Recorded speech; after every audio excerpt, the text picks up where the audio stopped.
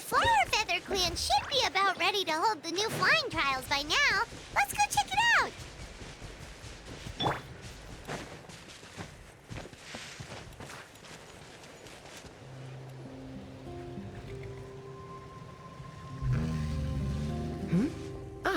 Traveler and Paimon.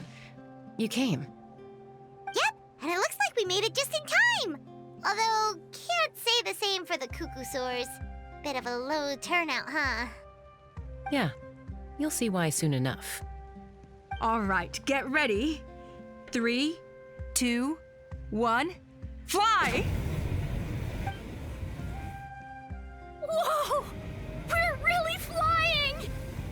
I feel light as a feather. I'm flying without a Cuckoosaur. These phlogiston wings are awesome! What's going on? Paimon can barely believe her eyes. How did they fly all on their own? The merchants we ran into that day were selling a product called phlogiston wings. It's a flying machine worn on the back. To operate it, you just use a handheld trackball that controls the flow of gaseous phlogiston. That's incredible. Yeah, if our tribe, if Natlan mass adopted this technology, it would revolutionize our mobility and responsiveness in times of crisis. Just think of the countless tragedies that could be averted. I feel like I'm dreaming. Did I really just fly on my own without the help of a Cuckoosaur? You'd better believe it! Plus, you just passed a flying trial! Right, Elder Alpa? Elder Alpa? Should this really count as a pass? If we did the trial using phlogiston wings? Why not? The scoring rubric is about flying performance. It doesn't specifically say you have to ride a Cuckoosaur, does it? Yeah, maybe, but... I mean, even Chaska had to ride a Cuckoosaur in a trial, right?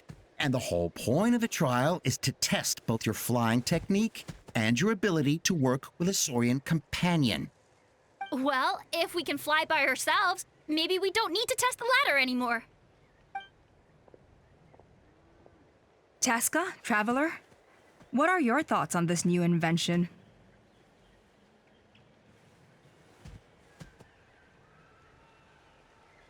Right? That's what I think too. I agree that they have strategic value, but I don't think it makes any sense to evaluate candidates by the current testing standards if they're using phlogiston wings. Why? Shunan finally mustered the courage to go through with this, and now you're saying it doesn't count? We don't have any experience using these wings in battle, nor is it immediately obvious how to incorporate them into the existing systems in our tribe. Taking a longer-term perspective, I think we need to start by getting thoroughly acquainted with how these things work.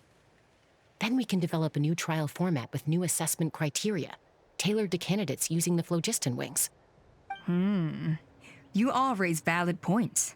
But Chaska, while your proposal sounds perfectly reasonable, it would probably take years to put it into practice. We lost so many people in that war. These phlogiston wings could be exactly what we need to strengthen our forces and boost morale in this trying time. And as for real-world battle experience, there will be plenty of opportunities to gain that. I have high hopes for you, Junon. Huh? Hey, stop staring into space! Say thank you! Oh, thank you. Thank you, Elder Alpa. You have nothing to thank me for. Remember, the way you got your wings back was by relying on yourself. Oh, Elder Alpa! Bad news! Cuckoosaurs are attacking the merchants again! Again? Okay, everyone, stay put while I... Huh? Chaska?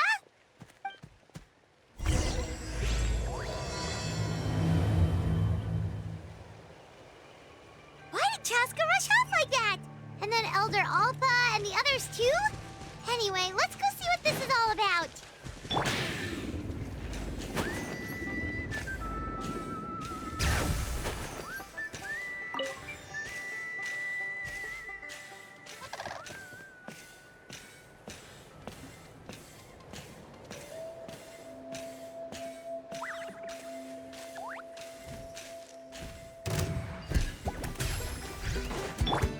Going down!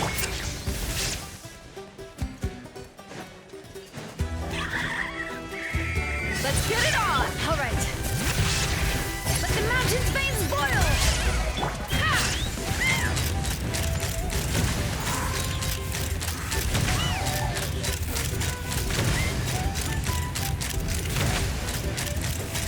Locked on!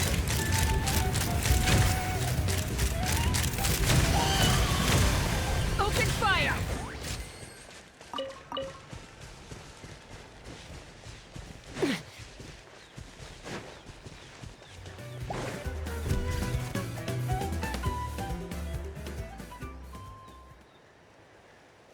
Oh, it's back! It found us again! Run! Get out of here!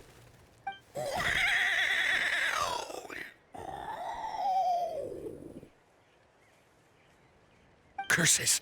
She's really riled up this time. Hey! Stop running! We'll never outrun a creature with wings! Get back here and let's fight!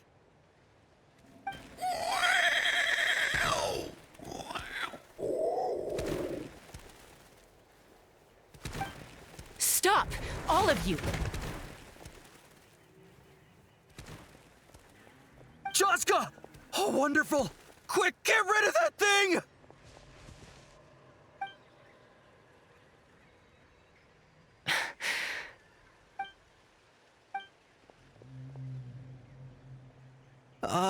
What's going on? Why isn't she doing anything? So it really is you, sister. Wait, sister? That Kukusaur is Chaska's sister?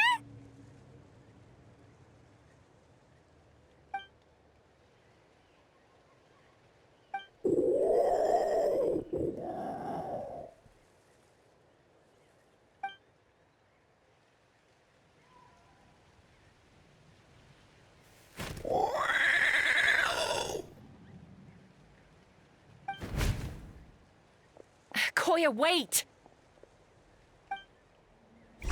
Is Chaska gonna be okay? Should we go check on her?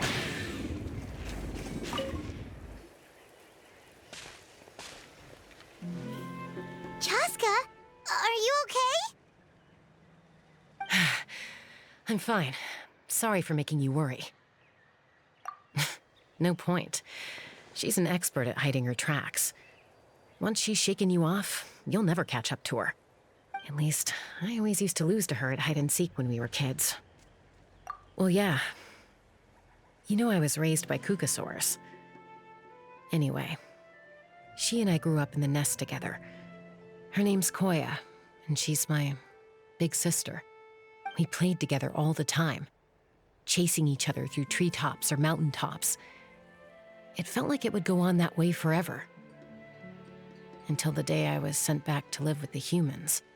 Not all Kukusaurs are friendly towards people.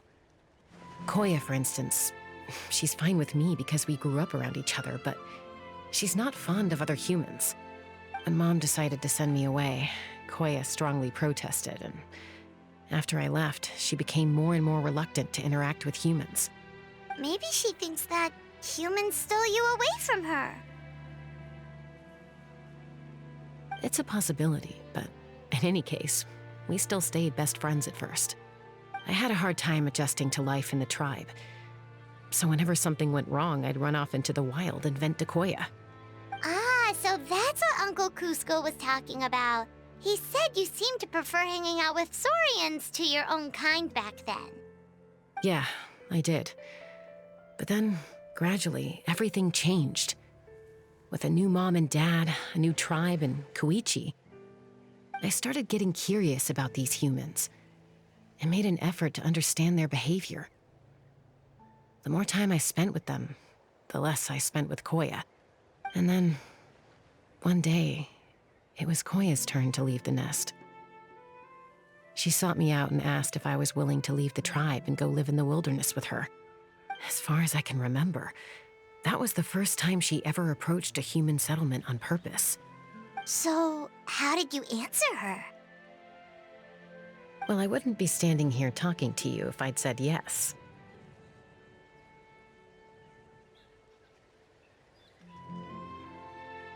No, I was torn. On the one hand, I'd already made up my mind to embrace my new family and accept my human identity. But I also knew that Koya wasn't a fan of humans, and I didn't want to disappoint her. She took my hesitation as an answer. She saw it as a personal betrayal, threw a huge fit, and then flew off. We hadn't seen each other since, well, until today. Not for a lack of trying, though. I tried asking Mom where Koya's new nest was so I could talk things out with her. But Koya had already asked Mom not to tell me where she'd moved to. It must be hard for Mom, being stuck between her two daughters. So I didn't press the issue. And I didn't go looking for her.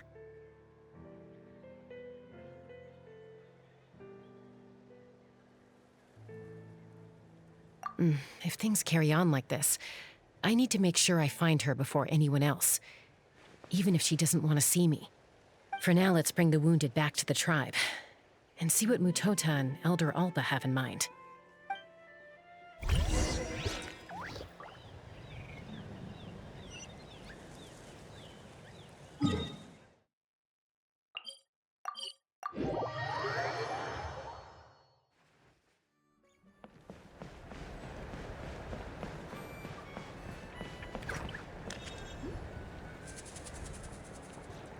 So, I hear there's been another Kukasaur attack. Ha! I knew it! They're wild animals, and they can't be trusted. Hey, show a little respect. The Kukasaurs are our partners. Maybe in the flying squad, but they don't give a hoot about the rest of us. Well, now that we have the phlogiston wings, do we even need the Kukasaurs anymore? Are you kidding? How are we supposed to protect our tribe without them? I didn't mean it like that. Huh? Protect our tribe? Or are you just scared that your precious flying squad will lose its prestigious position? You take that back!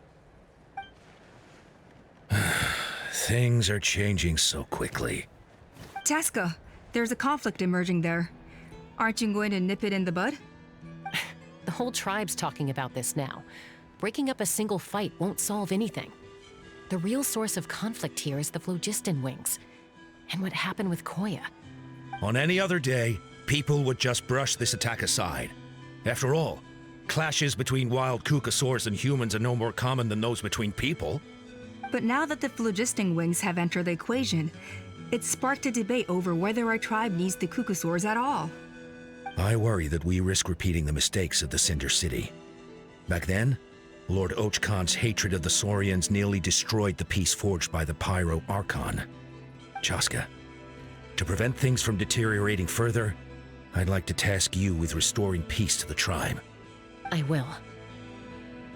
Traveler, you've already done so much for Natlan, and the Flower Feather clan has no right to ask more of you. But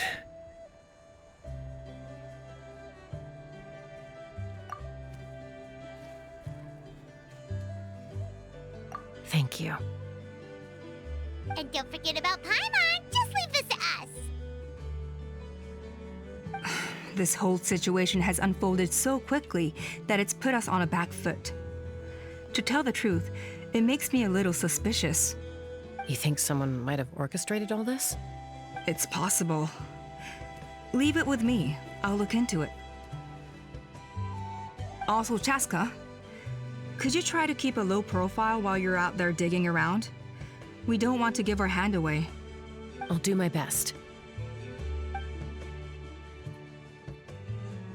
Okay, so where should we start? This all began with Koya's attacks. If we can find out what led her to do it, that should give us something to work with. Unlikely.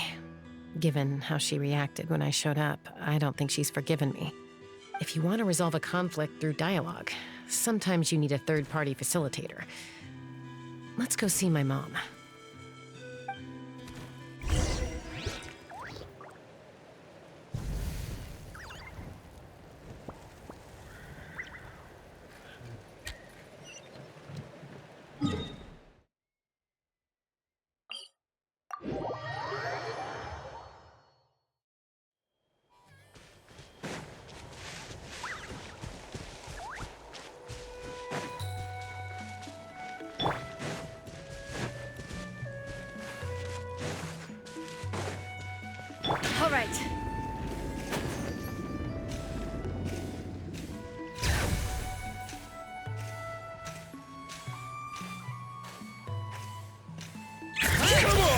Show me your courage! Let us off! Let us finish! All right. Let's fly. That was quick.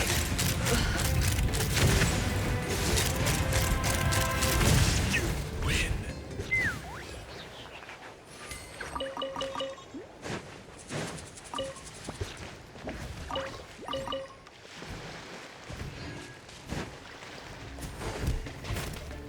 There is no escape. Wakula! Torn to oblivion. Ha!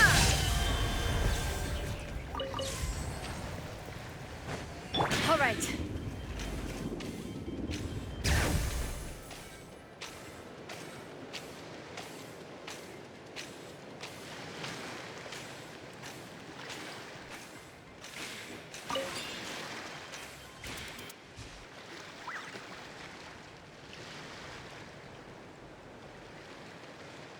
Wow, so this is where you used to live as a child? Mm-hmm. When I was little, we used to do this thing where I'd jump from the top of this tree, and Koya would fly over from the platform and catch me in midair. Or sometimes we'd both fly from the treetop together, and then after some aerial maneuvering, she'd throw me up onto that platform. After we got a bit older, we went to the nearby shores looking for even greater heights. Stop! You're gonna give Paimon a heart attack!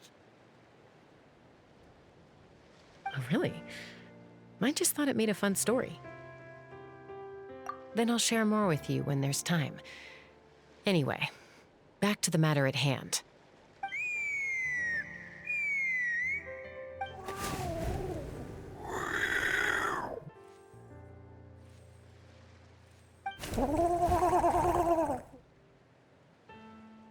Hey, Mama Bird, I'm back.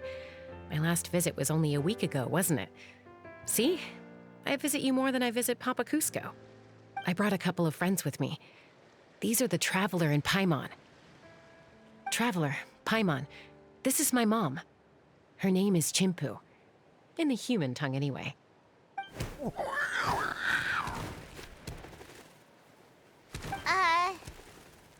Hi! No, not really. I don't speak it as such, but I can sort of get the gist. Although only with Mom and Koya, since I spent my formative years with them. Even then, it's basically a best guess based on their sounds, body language, and expressions. Seems to work about 9 times out of 10, anyway. As for whether Mom understands me, I can't always tell. But somehow we still manage to communicate. Call it the family bond, I guess.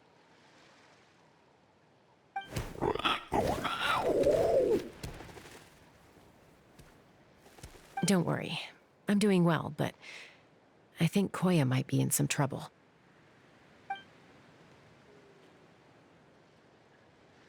I know she's never been a fan of humans, but she's never deliberately attacked them before either. What's behind this sudden change? Does, Auntie Chimpu know anything? Doesn't look like it. Koya hasn't visited her in a long time. Then, could you please tell me where she's living nowadays? I really need to talk to her. If this animosity between her and the tribe continues, then the next time there's an incident, I don't know if I'll make it there in time.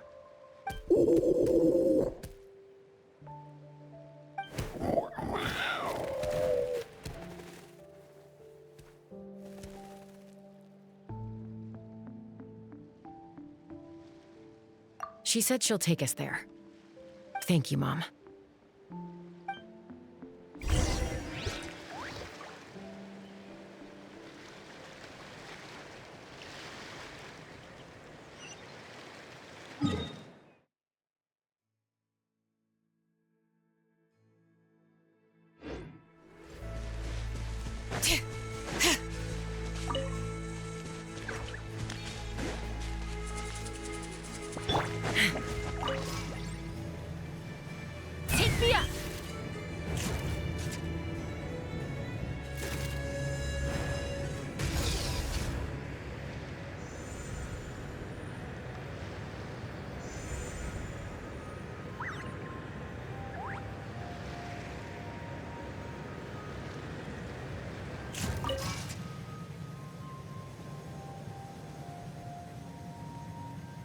fly!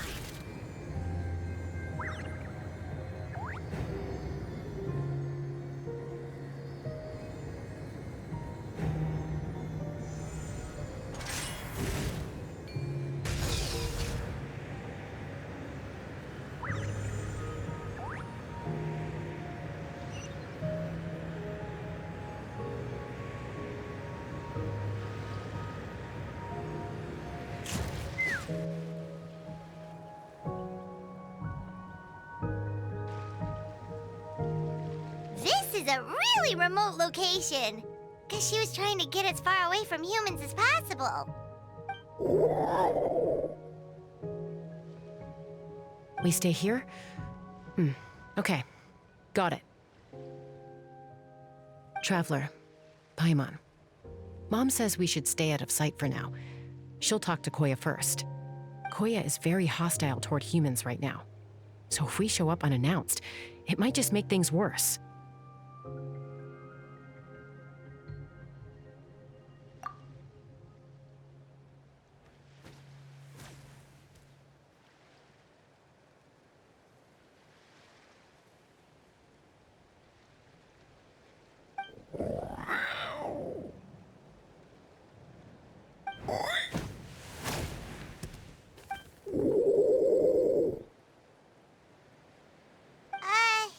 Any idea what they're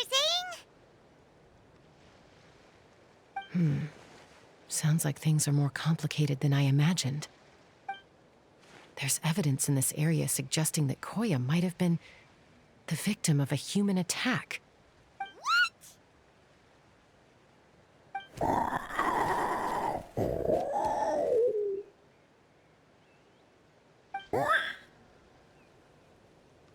No!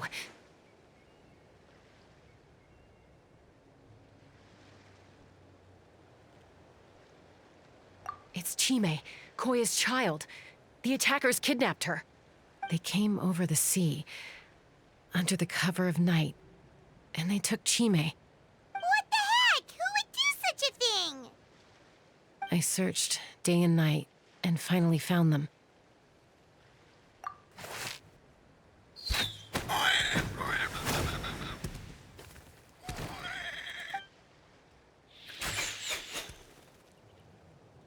Oh, yeah! Tafal's contraption is working like a charm! Got her in one! Hey, there's another one! Wait, is that the one that got away last time? Who cares? Just get them all. T'Pol pays us per catch.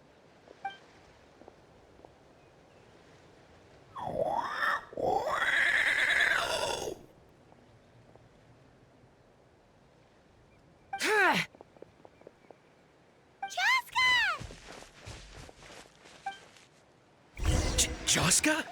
How'd you get here? Quick, stop her!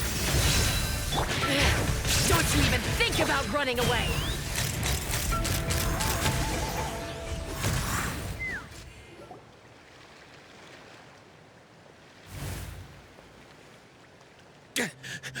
Don't come any closer, or I'll...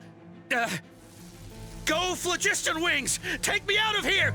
Uh-oh, looks like it malfunctioned. This is bad. Mom and Koya are already injured. And if that thing explodes right next to them... Help! Elemental energy suppresses it! Please, someone! Get back!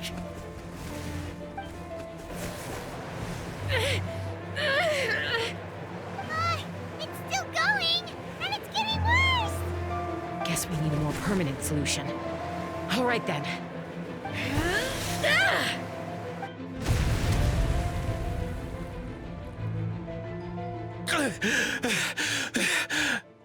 That was too close. I thought I was gonna die.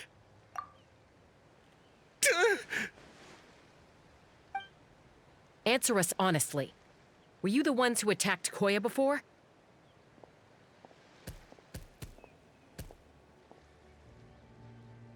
I am... No, it was...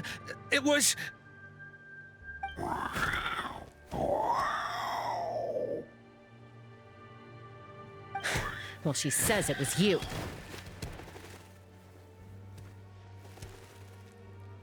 Just tell me. Who sent you here? It was T'Pol. He told us to catch all the wild Kukasaurs we can find. And he also said that this Kukasaur has become a thorn in his side, so it needs dealing with urgently. T'Pol? Huh. Sounds familiar. But where from? Well, he tends to send his orders in writing. He pretty much never communicates with us in person. When he does, he wears a mask to hide his face. And whenever we trade Kukasaurs for phlogiston wings, we deal with his henchmen. So you didn't even make those wings? All we did was slap some labels on them and transport them over here, to make them look like they're imported. To make it harder to trace their origins. I don't know, honest! Well, that's mighty convenient, huh? What about if I held a gun to your head? Would that change your answer? No need. I'm sorry. I'll tell you everything I know. T'Pol doesn't tell us much, but he always stresses that he wants them alive. So that gives us some clues.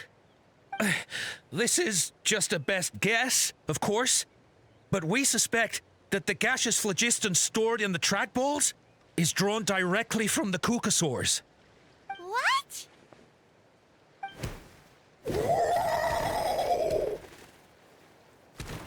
Easy now.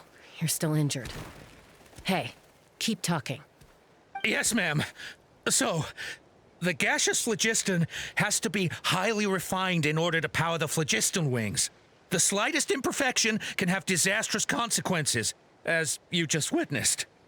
But the Kukasaurs have a natural ability to process gaseous phlogiston. So, if you use them as an intermediary, then...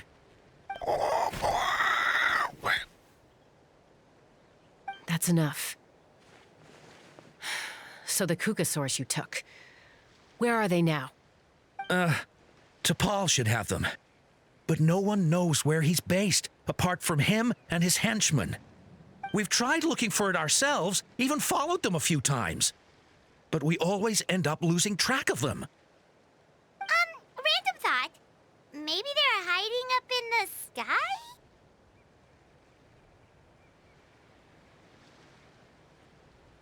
T'Pol. T'Pol. I'm sure I've heard that name. Maybe it was... Jaska, Traveler!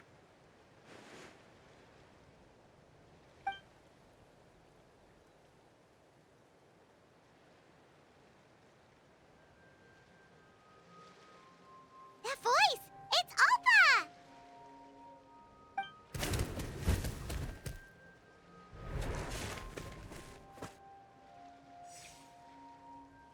Elder Alpa?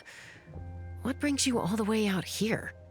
Well, I was patrolling nearby when I heard the sound of an explosion. What's going on?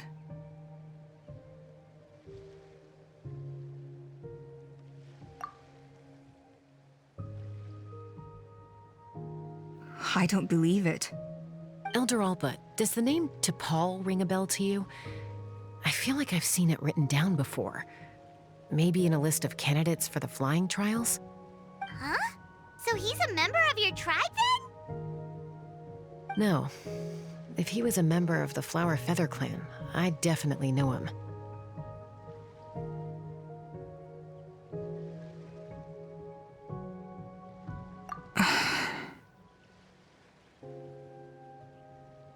Now that you mention it, I do remember a young man from outside our tribe who came to participate in our flying trials once. You were away on a mission at the time, which is probably why you don't remember him.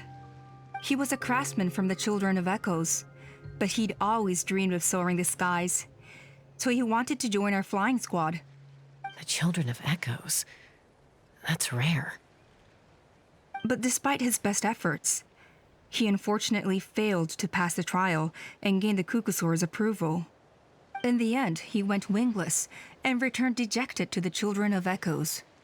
Wingless, huh? Maybe he invented the phlogiston wings to get revenge on the Cuckoosaurs. Perhaps. Or maybe it's simply his way of dealing with his regrets over his past flying endeavors. Either way, it doesn't excuse his abuse of the Cuckoosaurs. I'm gonna take these guys back and expose the truth to the tribe. It's time for this conflict to end. Easy, Chaska. Remember what I said about keeping a low profile? The ringleader still hasn't shown himself, and this man's allegation about powering the phlogiston wings with Cuckoosaurs is only speculation. Bringing these men to the tribe now won't win over any current supporters of the phlogiston wings. In fact, it may even escalate the conflict further. After all, many are mistrustful of the Cuckoosaurs after recent events. Is that why T'Pol waited until now to try to capture my sister? I don't know. I mean, he did tell us to spread negative rumors about the Cuckoosaurs and slip some Mora to anyone opposed to them, but... But Koya only attacked humans because they stole her child! Nevertheless, we will be hard-pressed to change people's minds while emotions are running high. Unless we have irrefutable evidence. Bravo! My thoughts exactly. In the meantime, leave these men with me. I'll escort them back to the tribe. I'll take the other members of their crew into custody too. They won't get another chance to stir up trouble. Fair enough. I guess finding T'Pol is gonna be the key to resolving this conflict. Let's hope the Children of Echoes have some info on him.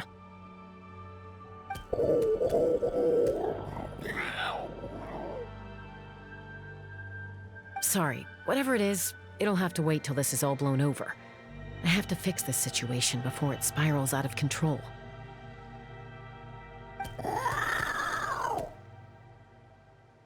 Mom, Sis, rest up and get well soon. I gotta fly.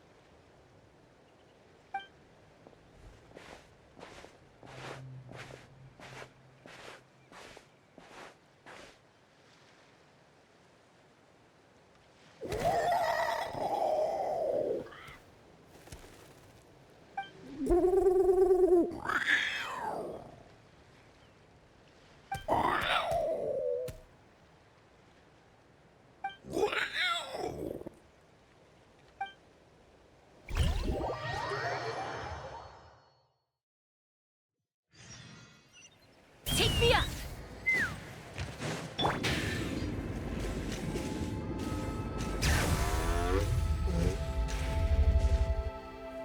So Appa says that T'Pol's from the Children of Echoes. But how do we track him down? Just ask around until we find him? Let's start by talking to someone we know. It'll be faster that way.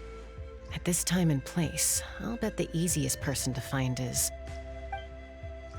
Wakey, wakey, Shilonen! Oh, it's you. Okay, give me a second. I'll come down.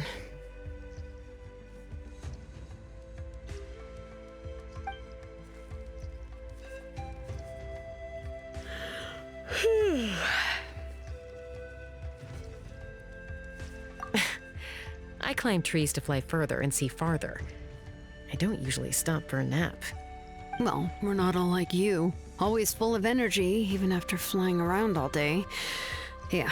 So, you've come all this way and interrupted my precious nap time. Might I inquire as to, why? I'm sorry, Shilonen, but it couldn't wait. Does the name T'Pol mean anything to you? He's a craftsman, apparently. Huh. T'Pol. Yeah, that rings a bell. I think that's Puma's child.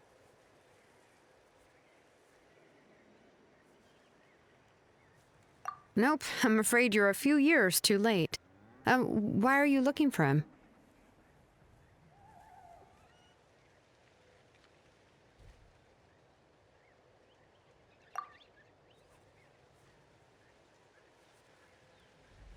Huh, phlogiston wings.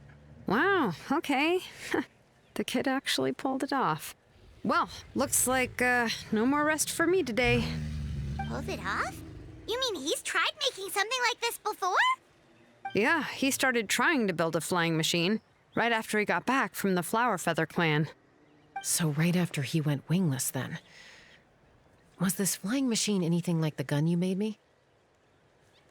You mean your gun that's harder to tame than the proudest Kukasaur? No, he wanted to build something that allows anyone to fly freely, even if they're not naturally gifted. But he never got very far back then, though. Blew up his workshop a few times and barely made it out alive. I never really kept up with him after that. His parents traveled a lot in their youth and only returned to the tribe after he was born. But they settled in a remote area and don't interact with other people much. Which means most people in the tribe don't know them very well. Your best bet is to chat to his direct family. I'll go get Puma. Wait for me in front of the workshop. I won't be long.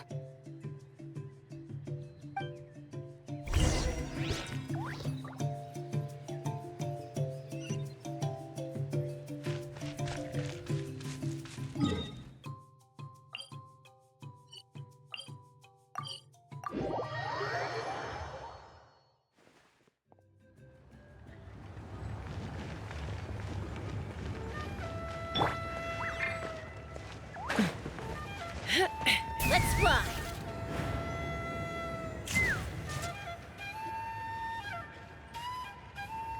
I'm back. Allow me to introduce T'Pol's mother, Puma. Hello, we're... Oh, save the pleasantries. I don't want to spend any longer talking about that boy than I have to. Huh?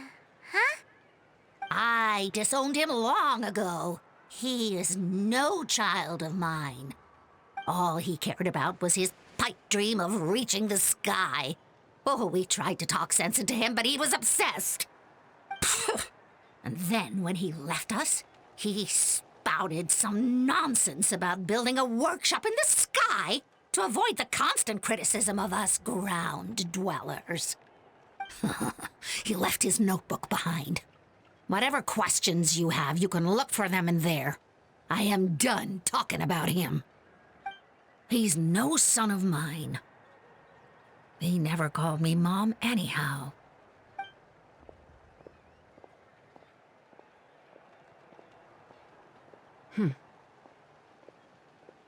Wow, they've really fallen out.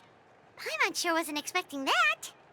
Her husband, T'Pol's father, he passed away recently, and T'Pol didn't even bother to show his face at the funeral. If you ask me, that was probably the final straw for Puma. I'll go keep her company. If there's anything else you need, just come and find me. Thank you. Okay, so this notebook is the only lead we've got now, right? What's in there?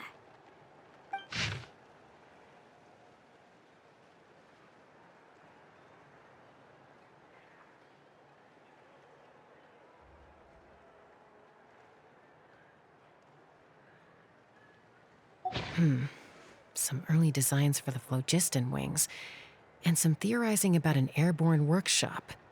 Ochkanatlan, the Cinder City. Looks like that's where he got his technological inspiration from. So, was he serious about the workshop in the sky? But that's such a big project for one person. Do we think he actually pulled it off?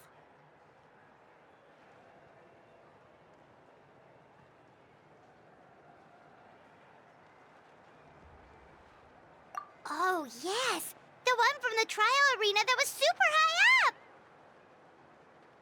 That balloon has been there for a while, and everyone's been wondering how it got up there, but what if that's the wrong question? What if it started off even higher up, above the clouds and out of view, and it only descended to its current height due to some kind of malfunction?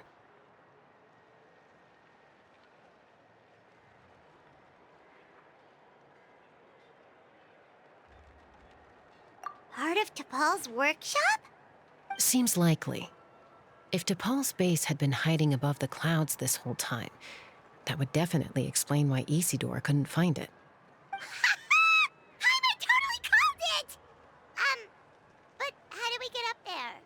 Chaska, can you even fly that high? By myself? Possibly. But with a passenger, no chance. I doubt even phlogiston wings could take you up that high. At least, not without that relic DePaul mentioned in his notebook. Yeah, and he's probably holding on to it. We'll have to find another way.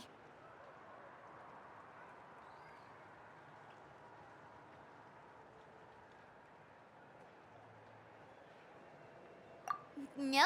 That's way beyond Paimon's altitude. Also, would you really expect Paimon to go up there and take on DePaul all by herself? Let's not worry.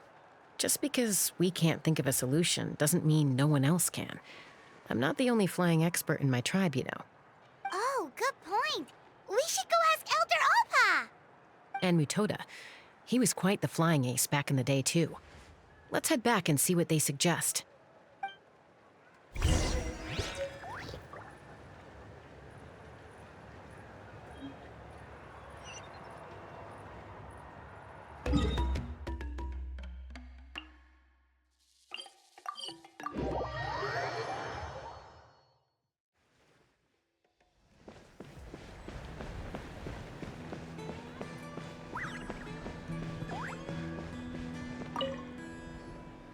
Chaska, you're finally back. Things are getting really tense in the tribe. Have you made any headway with your investigation? Some people even think we arrested the merchants just to support the flying squad and crack down on the phlogiston wings.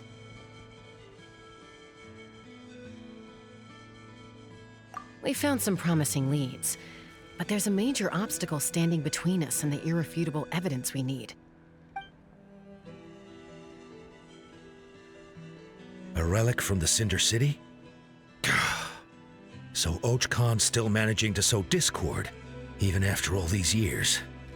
An airborne workshop and a hot air balloon above the trial arena. And that's where you're trying to get to now?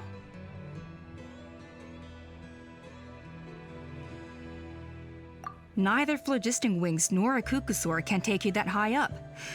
Do you really think that's where T'Pol is hiding? You know what? There might just be a way. Really? Do you still remember those spouts in the arena? When they were all blocked, the gaseous phlogiston was trapped and unable to flow. But now, it's flowing freely. If we were to block them up again... You mean all of them except the one at the very top of the arena? To build up the pressure there? Precisely. With all the gaseous phlogiston flowing through one spout, it would create a high-pressure wind current. And then we just ride it up into the sky! Yes, it has its risks, but with Chaska's abilities, I think she could manage it. It's an extremely risky approach, but I agree that it's feasible. If you want to give it a try, check with Inkanak at the trial grounds. She can explain how to block the spouts. Chaska, if anyone has a hope of seizing this evidence from the high heavens, it is you.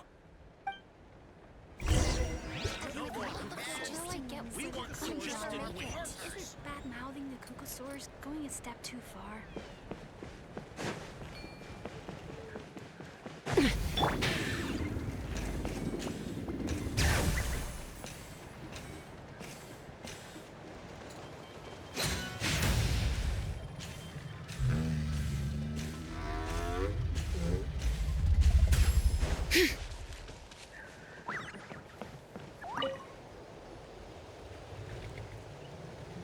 Goodness me, that is a very bold idea.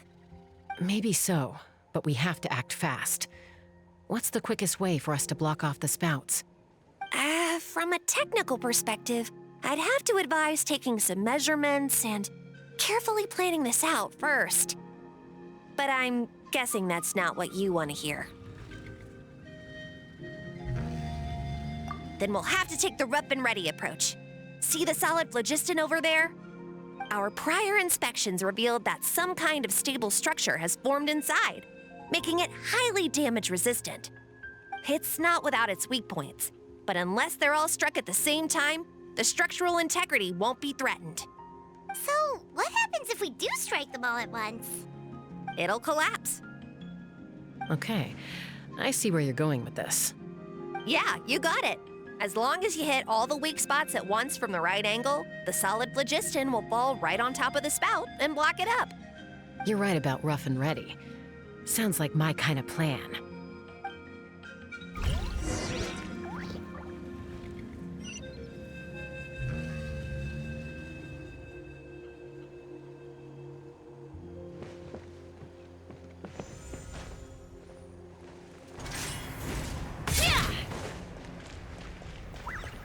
Take me up! Locked on!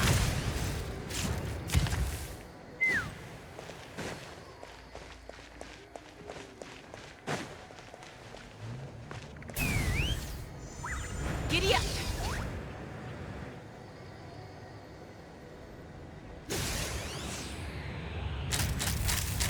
Open fire! Bullseye!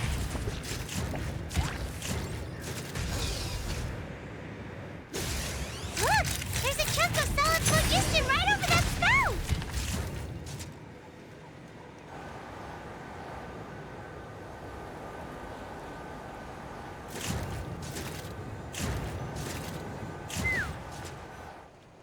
It actually worked! But wait, how are Paimon and the Traveler supposed to get up there? Koya can give you a lift. She's actually been following us this whole time.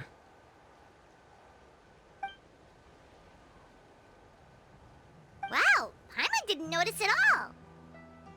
Well, probably because she didn't want to get too close to humans. Or maybe just me. But right now, we need her power.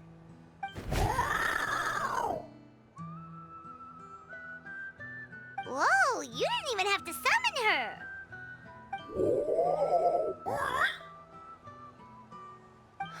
Yes, up there. That's probably where Chime is. All right, let's go have a little talk with this T'Pol.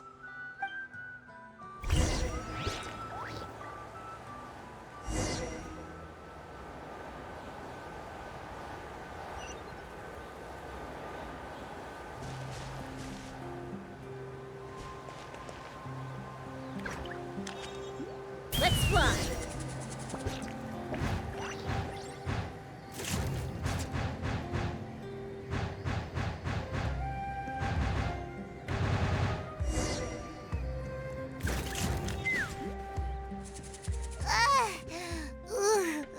Paimon's never flown that fast before. She feels so ready to throw up.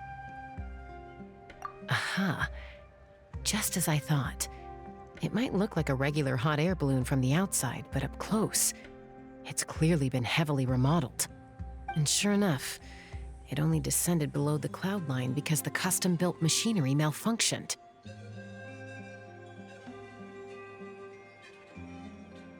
I should be able to figure it out with T'Pol's notebook. Thankfully, I know a little DIY from fixing up my guns when they're having issues. That should just about do it. Now all it needs is a nice hard kick. Maybe that works on your guns, but, huh? We're really moving!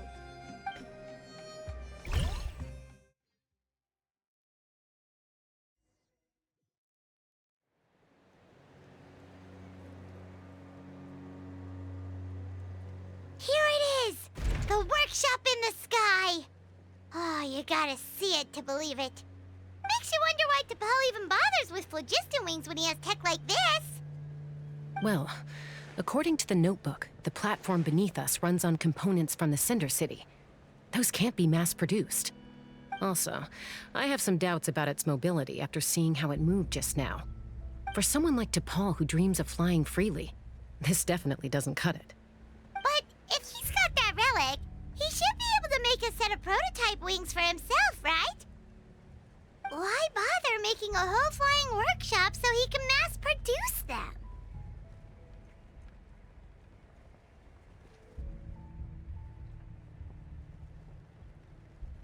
But this doesn't add up. If he's already achieved the power of flight, then he must have bigger dreams we don't know about. But what? With any luck, we'll find the answers in his workshop.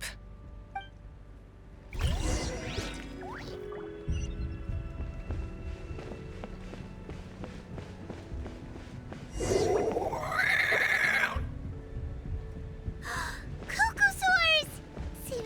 merchants were right.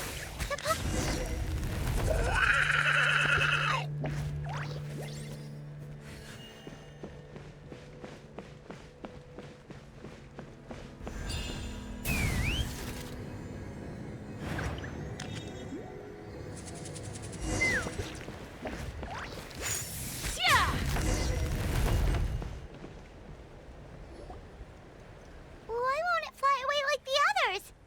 Is it? She's still breathing, but barely. By the looks of it, T'Pol was using these cages to extract phlogiston from the Kukasaurs. Once a Kukasaur is drained of phlogiston, it becomes too weak to move. We'll have to come back for these ones after dealing with T'Pol.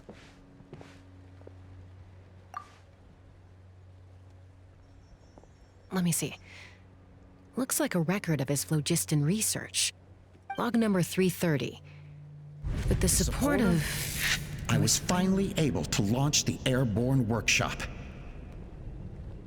Even though it relies on the relic for 80% of its power supply, I've at least taken the first step. Log number 348. Research on the relic is progressing well. I should be able to replicate the technology and scale up production very soon. Has proposed a name for this groundbreaking invention: the Phlogiston Wings. I think I'm getting close. Soon I will achieve my dreams. Log number 377. Encountered some issues with the new smaller model Phlogiston Wings. The gaseous phlogiston showed some volatility during the refinement process. Thinks we should proceed at a more cautious pace with the refinement experiments. But after so many past failures, I have to prove that I will succeed this time. Log number 114. Ran an experiment using Kukasaurs to refine gaseous phlogiston. It was a success. Log number 117. I've started recruiting merchants and hunters to capture wild Kukasaurs. Log number 121. Major breakthrough in the efficiency of phlogiston yield. Huh? So many parts have been crossed out!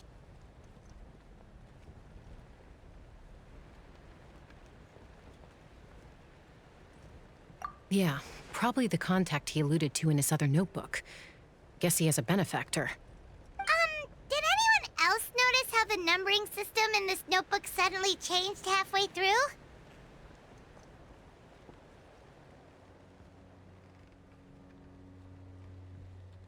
We haven't got time for textual analysis, I'm afraid.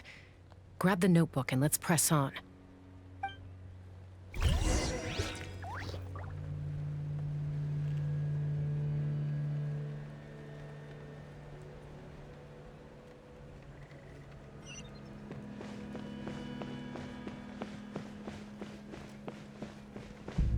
Huh.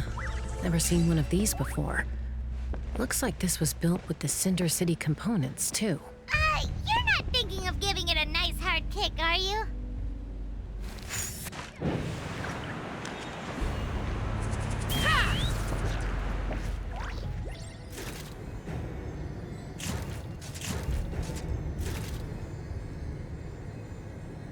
Whoa!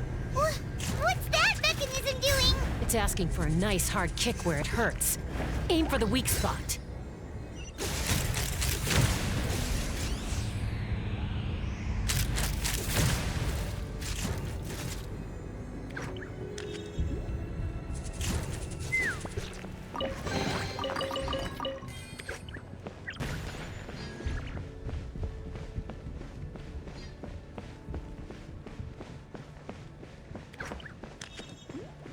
What are they doing here? It's T'Pol's henchman. He must have brought them here using the relic in his prototype wings. Watch out!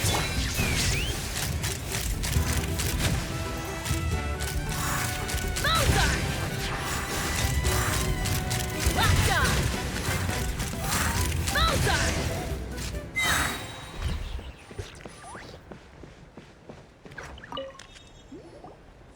Hey, look here! More of T'Pol's notes!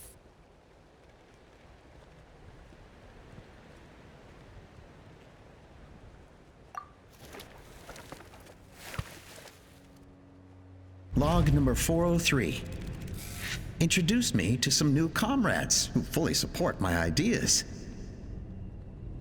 I told them that some Saurians are blessed with wings, and some people with natural gifts, while the less fortunate among us can only look on longingly as they seize the skies. But I also told them that progress can erase individual differences. Think of the tools humanity has made to fight back against wild beasts. The law we have put in place to even the playing field between the strong and the weak. I promised them that our research will be the new frontier of human progress. With our phlogiston wings, the power of flight will no longer be for a select few to enjoy.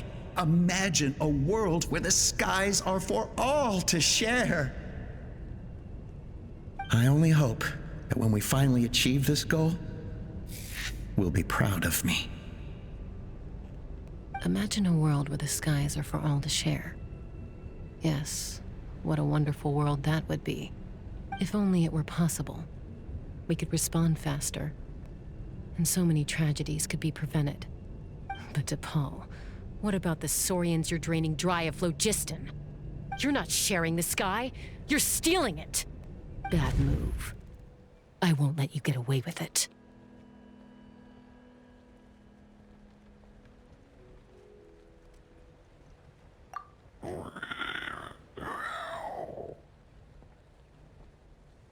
I'm fine. Let's keep moving. I don't think we'll find anything else here.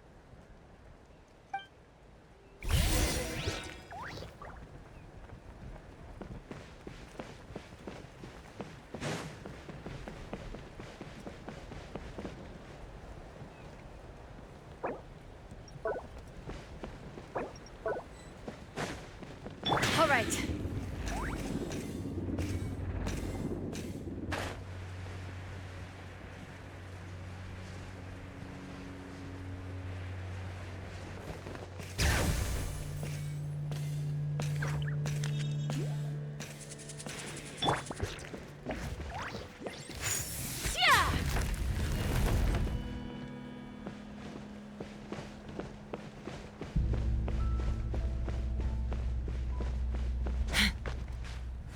All right.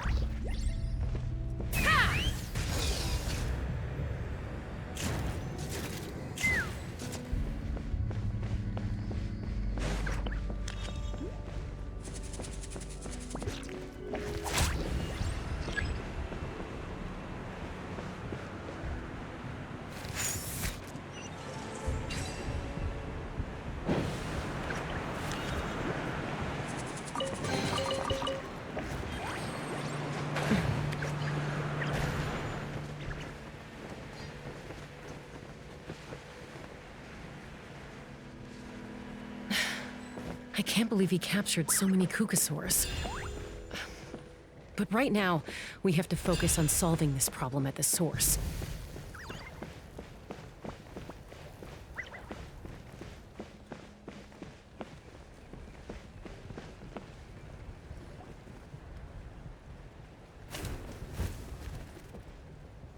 Looks like we've reached the center of the workshop. And still no sign of Koya's baby.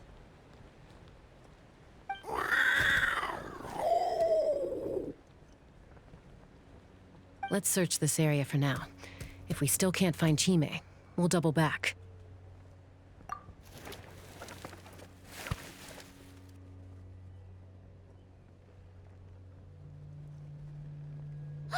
Chaska, Traveler, come quick! What is it? Did you find Chime? Not yet, but look! It's another one of T'Pol's notebooks! All right.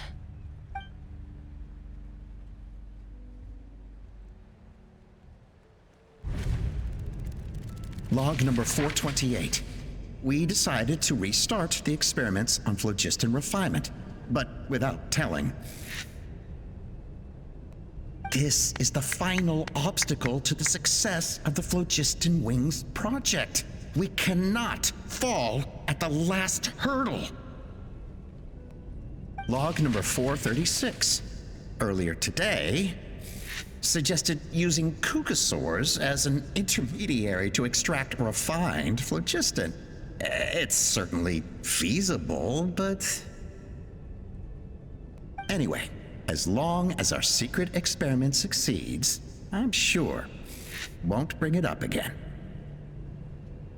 Log number 443. We will conduct the experiment tomorrow. But birthday is coming up, so hopefully we'll have a birthday surprise for her.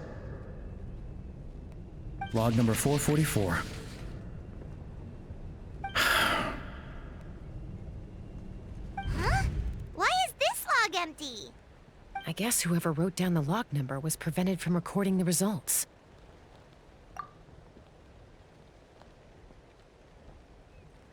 Log number 0. We lost many comrades in the accident. Among them are friends, lovers, and children. But we cannot stop now. We will keep their legacy alive and carry their dreams forward. As of today, we are scrapping the artificial refinement method. Instead, we will focus all our efforts on phlogiston extraction from live Kukasaurs. They are arrogant beasts whose existence in the wild serves no one but themselves. Their true worth lies in their sacrifice for the sake of human progress. To facilitate our operations, we will gradually move the airborne workshop closer to the Flower Feather clan, even as we continue to expand it. All this we do to create a world where the skies are for all of humanity to share. All this we do to make T'Pol's dream a reality. Given the way this is written, not to mention the fact that the numbering has started over from 0, it kind of sounds like this is someone new. Does that mean that T'Pol's already...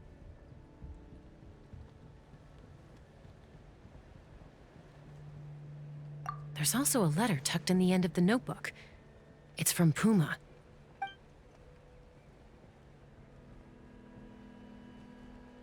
T'Pol, I don't know where you are right now, so I don't know how to reach you. My best bet is to send this letter to the Flower Feather clan. Your father is gravely ill. Oh, I know we've had our differences in the past, but he is still your father. Won't you come and visit him? Please. I know you never liked him and cared even less for me. All you ever yearned for is the sky. And your birth mother. But we'll still be waiting here for you if you do come back. This may be the last chance you'll get to see your father. So Puma's not T'Pol's real mom? Huh. Well, she did say he never called her mom, but I'm gonna assume she was just venting. We know that T'Pol's father passed away quite recently, and this letter looks recent. By contrast, the writing in this notebook is old and faded. It looks like the real reason T'Pol didn't attend his father's funeral is because he'd long since passed away himself.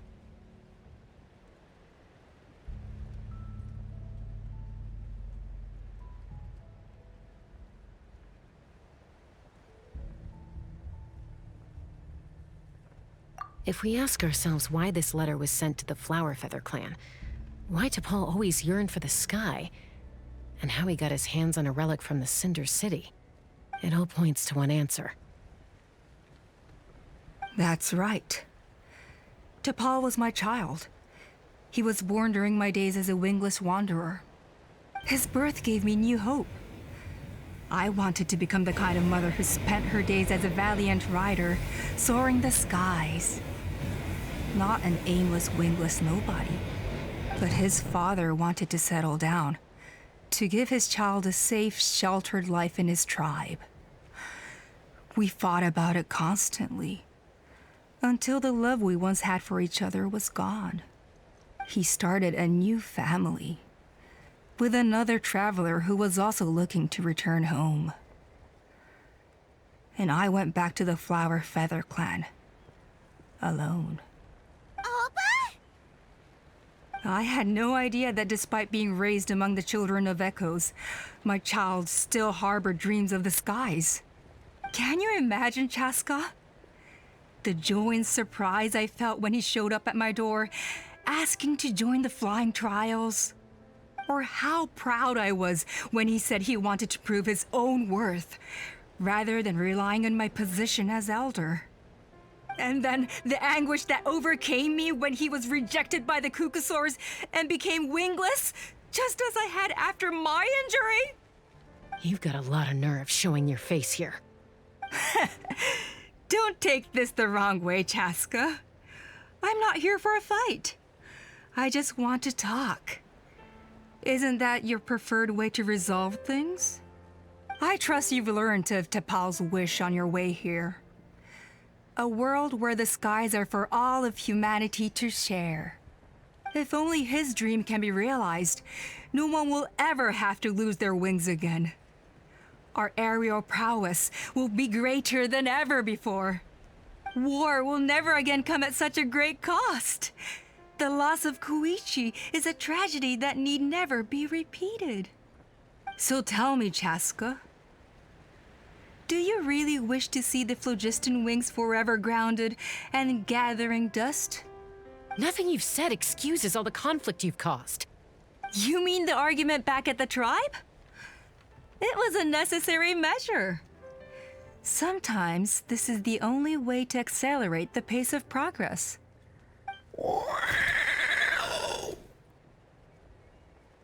Is a mother harming her children when she coaxes them into swallowing a bitter pill? Of course not. It is a brief moment of suffering for the greater good, and the child would come to understand this in due course. The phlogiston wings are that bitter pill. We will never progress as a tribe if we cling to the scraps the Kukasaurs offer us. Once the people have embraced the phlogiston wings, they will never look back. Even if they learn how the refined phlogiston is sourced. They will convince themselves that the sacrifice of a few Kukasaurs is a small price to pay for our dominion over the skies. But this I had not anticipated. I barely had the chance to introduce the phlogiston wings to the tribe before you found this place. Your plan was hardly foolproof. Yet, it can still be salvaged. Chaska, traveler, you are the hope of humanity. I'm sure you have your doubts about my methods, but know that my love for humanity and for Natlan is genuine. You know me, Chaska. And you know that I've always treated everyone in the Flower Feather clan as my own children, as fellow humans. Surely you can understand my perspective. Hey, quit the quips! This is serious! Alpa, Natlan doesn't belong to humans alone. And truthfully, neither do I.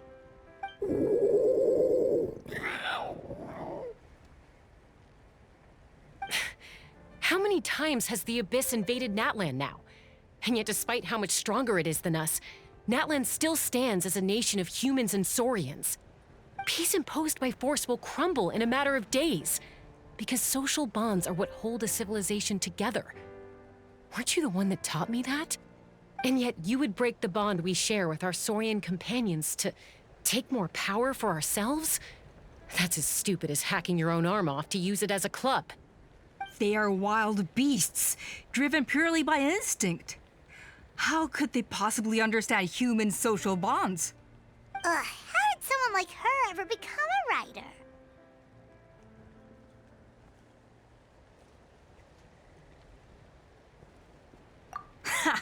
You overestimate them.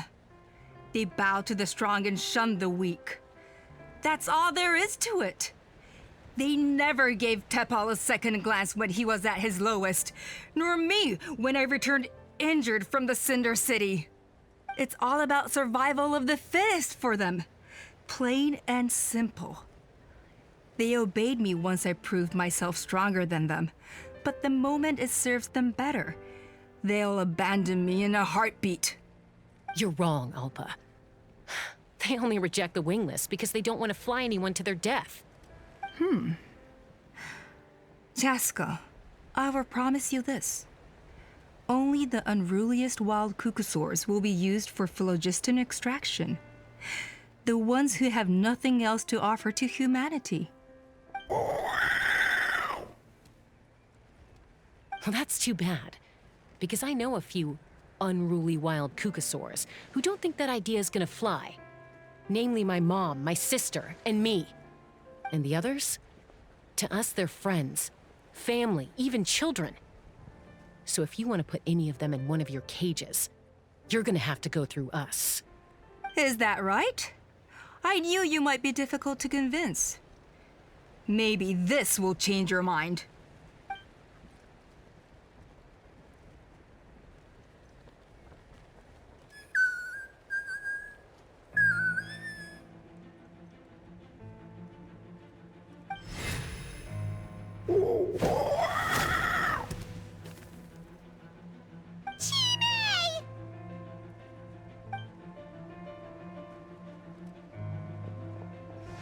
Alpa! Careful! Don't make any rash decisions. Unless you want to see her suffer. Oh no, that's one of the extraction cages! I told my subordinates to take control of the tribe while I was away. Luckily for them, our strongest warrior and our most powerful ally aren't there to stop it. Take control? What are you planning to do with Mutota and his supporters? Merely accelerate their inevitable downfall. They cannot stand in the way of progress forever. It is not the move I wish to make, but I'm afraid you and your friends force my hand. And since you insist on imposing me too, I have no choice but to keep you here until the dust has settled. So that's what you meant by I just want to talk. You never intended to negotiate. You just wanted to stall us.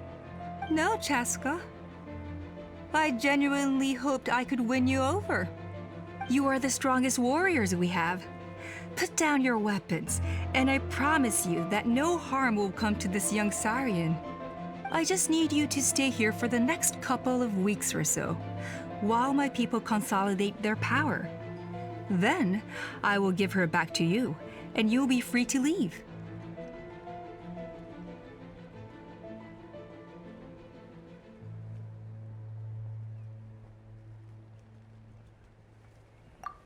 As long as the majority supports our vision, even the Pyro Archon cannot meddle in our internal affairs.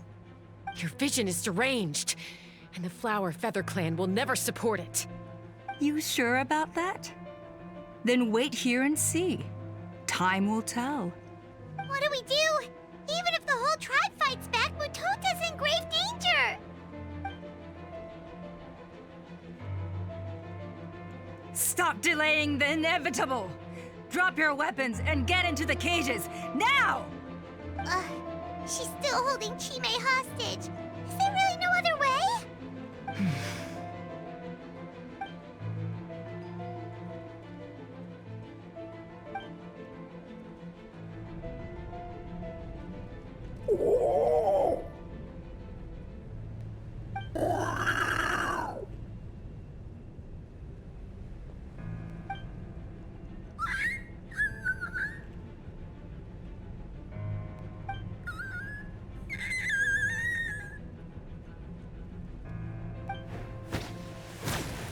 Koya? Huh? What are you yapping about? Stand down. Drop your weapons, now! This instant!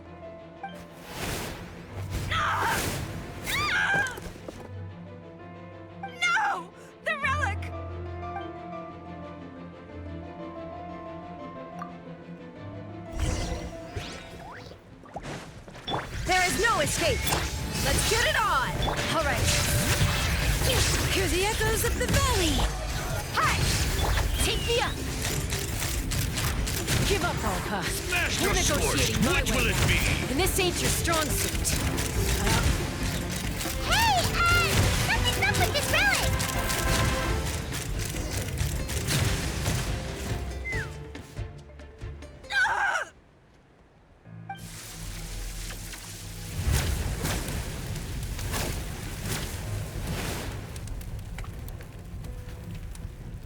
No! What is she doing? She'll bring us all down with her! But why? We stabilized the relic. Maybe it got damaged in the fight. If we don't think of something fast, this whole workshop is gonna fall apart. No. They're directly beneath us. My beloved tribe!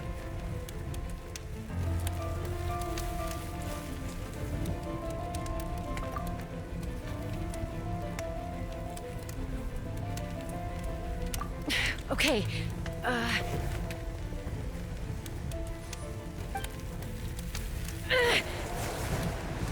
It's too powerful. This ain't a toy like last time. I don't think I can just throw it aside.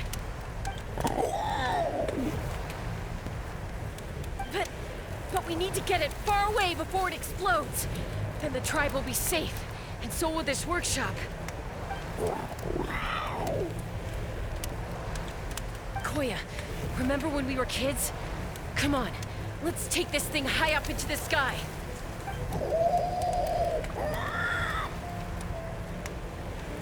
Don't worry, I know I can get rid of it before it explodes. We're talking some surface wounds at most. All I need is for you to catch me at the end, just like old times.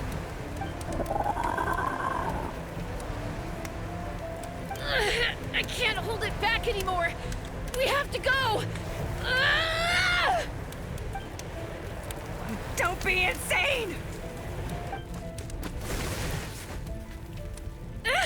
Olpa, what are you? You're a fool, Chaska! Why would you choose such a risky solution? We cannot entrust the safety of our tribe to this wild Saurian! I'm the fool. You really think you can stand a better chance than me? Sure, it may be asking too much for an ex-wingless to escape the blast radius in time. But I can fly it a safe distance away, even if it's the last thing I do.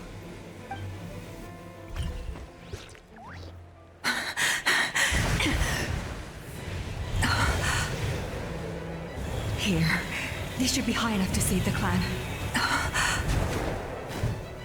What? You don't get to die a hero today.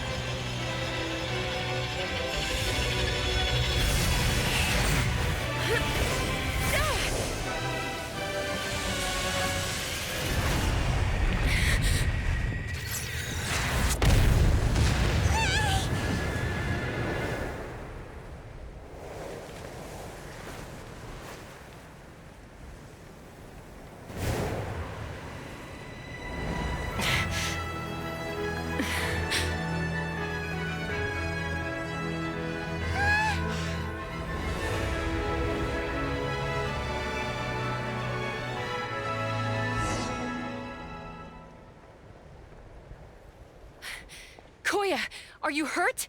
Let me take a look at you. What do you mean, I'm fine? Didn't I tell you to catch me on your back? Why did you try to shield me from the blast?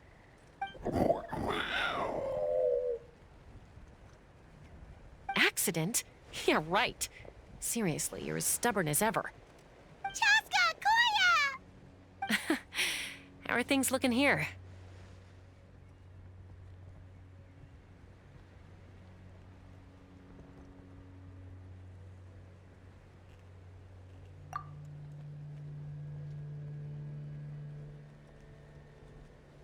I think that's putting it mildly.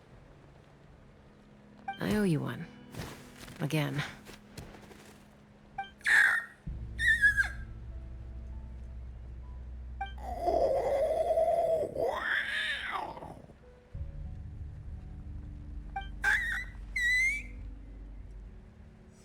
Oh, but be honest.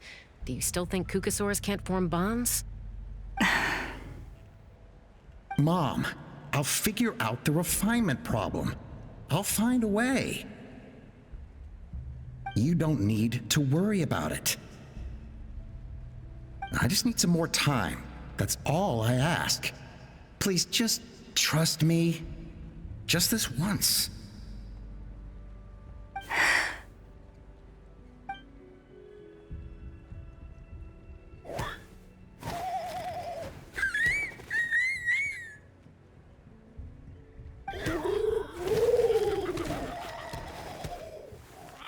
The Flower Feather Clan yield to the strong.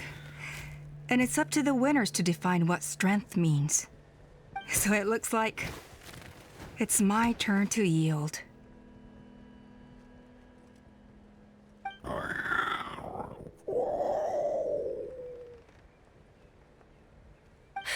Koya! Koya!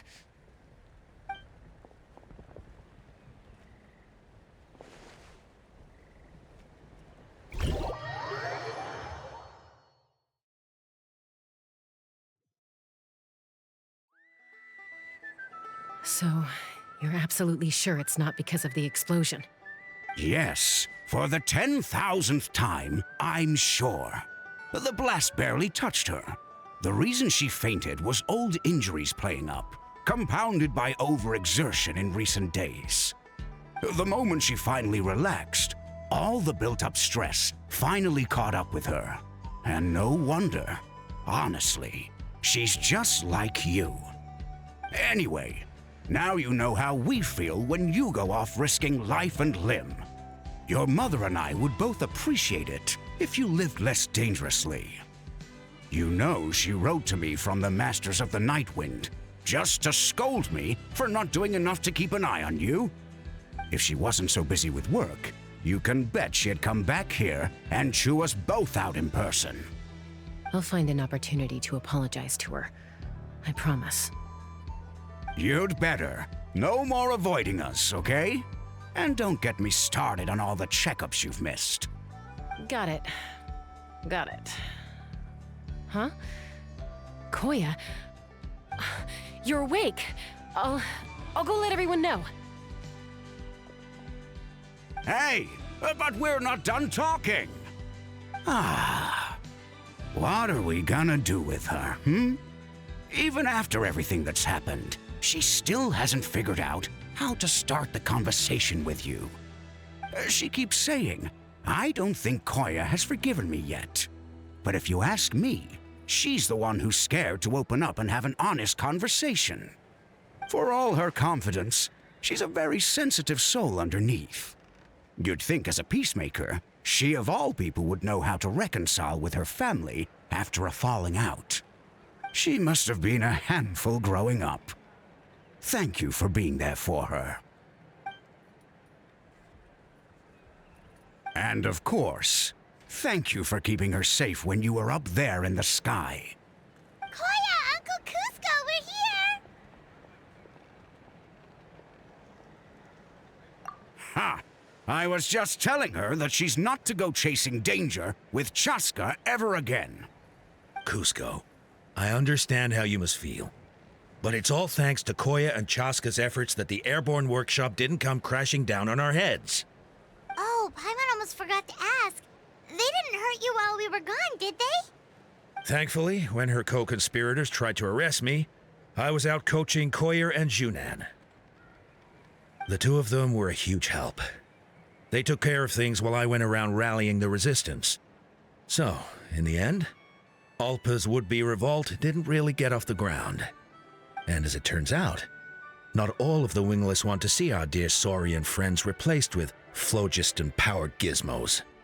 I'm so sorry you got mixed up in this, by the way. We should have caught on to Alpa's scheme sooner. We could have saved so many Kukasaurs from getting hurt. Most of the airborne workshop has now been dismantled. We've just left one small, harmless part intact, and repurposed it as a jail for Alpa and her cronies. Let's see how they like being locked up in a sky prison.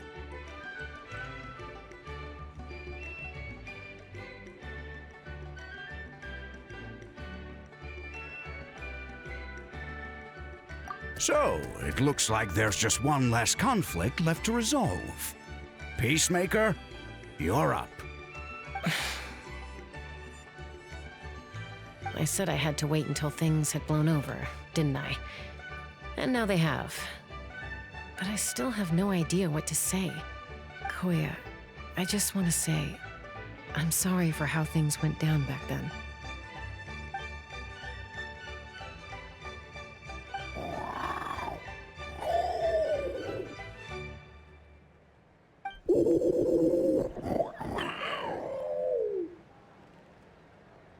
Huh? Does this mean you're not mad at me anymore? There's that family likeness coming through again.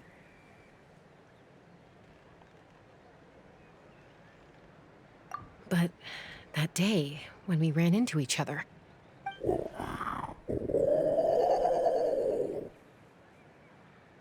Huh? So then, when did you finally make your peace with it?